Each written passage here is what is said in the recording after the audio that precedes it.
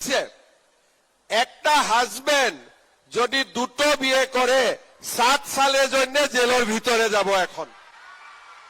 खबरটা পাইছেন কি না আপনারা? कोई लोग मेरा ऊपर नाराज है, लेकिन मैं बोलता हूं मेरा ऊपर नाराज होके कुछ फायदा नहीं है। 10 तारिखे অৰুণোদয় পাব, 8 তাৰিখৰ পৰা হাজবেণ্ড বিলাকে ওয়াইফ বিলাকক মৰম কৰি থাকে যে 10 তাৰিখে অৰুণোদয় আহিব। আগতে চিফ মিনিষ্টাৰ হাইলাকান্দিত 5 বছৰৰ ভিতৰত এবাৰো নাহিছিলে। গৌতম দা আমাকে বলেছি আৰু কিছু একটা সহায় করার জন্য স্টেডিয়ামের জন্য 2 কোটি টাকা দিয়ে দিবেন। 3 কোটি আগে দিয়েছে, এখন আবার 2 কোটি দিয়ে দিব।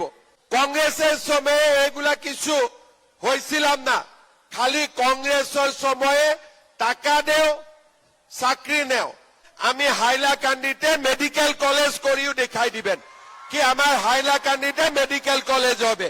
বড় সুন্দর সার্কিট হাউস হয়েছে, এমআরআই মেশিন থাকবে হাইলাকান্দিতে, শিলচর যাওয়ার প্রয়োজন হবে না। এখন আমি হাইলাকান্দি সিভিল হসপিটালে একটা এমআরআই মেশিনও নিয়ে আসবে। এমআরআই মেশিন থাকবে হাইলাকান্দিতে, শিলচর যাওয়ার প্রয়োজন হবে না। এখন আমি ডিসি কি বলেছি, ডিসি কো বলেছি আমাকে একটা ভালো জমি দিয়ে দেন, আমি হাইলাকান্দিতে মেডিকেল কলেজ করিও দেখাই দিবেন কি আমার হাইলাকান্দিতে মেডিকেল কলেজ হবে। এখন বড় সুন্দর সার্কিট হাউস হয়েছে। আর এখানে আমি হাইলাকান্দি স্টেডিয়ামে ছিলেন, গৌতম দা আমাকে বলেছি আরো কিছু একটা সহায় করার জন্য, যাওয়ার পরে আমি আবার হাইলাকান্দি স্টেডিয়ামের জন্য 2 কোটি টাকা দিয়ে দিবেন। 3 কোটি আগে দিয়েছে, এখন আবার 2 কোটি দিয়ে দিব। ঠিক আছে, আমার হাইলাকান্দিতে ডেভেলপমেন্ট হয়েছে, গরিব মানুষের কাজ হয়েছে, আমাদের মধ্যবিত্ত সমাজের কাজ হয়েছে, আমার বরাক উপত্যকার উন্নতি হয়েছে।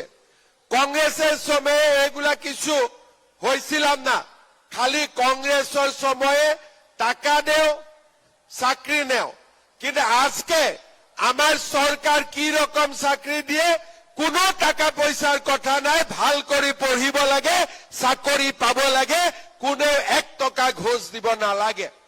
আজি আমার সরকারের দিনত যিমান কাম হয়েছে, আগত কেতিয়াও ইমান কাম হোৱা নাছিল। আগতে চিফ মিনিষ্টাৰ হাইলাকান্দিত 5 বছৰৰ ভিতৰত এবাৰো নাহিছিলে।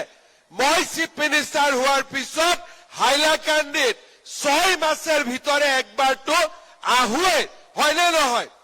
আজি হাইলাকান্দির আগতে কোনো সিএম নাহিছিলে, গৌতম রয় সিএম আছিলে, ইয়ার উপরত কেউ ছিলাম না, গৌতম রয় একমাত্র মালিক ছিলাম।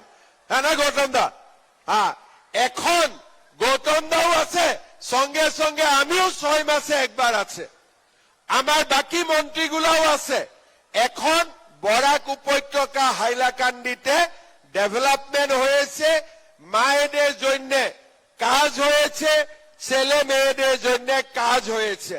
সেই কারণে আমি আপোনালোকক সকলোকে কম যে সকলোৱে চৰকাৰক সহযোগিতা কৰিব, যাতে আমি আগত গৈ থাকিব পাৰো।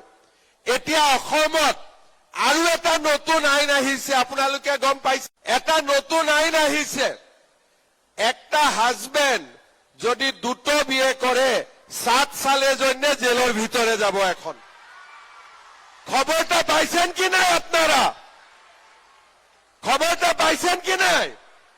এখন ঘরে একটা মা থাকার পরে अगर दूसरा बार शादी करते हैं ना, तो मैं 7 साल के लिए जेल के अंदर ले जाऊंगा। अभी कोई लोग मेरा ऊपर नाराज है, लेकिन मैं बोलता हूं मेरा ऊपर नाराज होके कुछ फायदा नहीं है। किस लिए?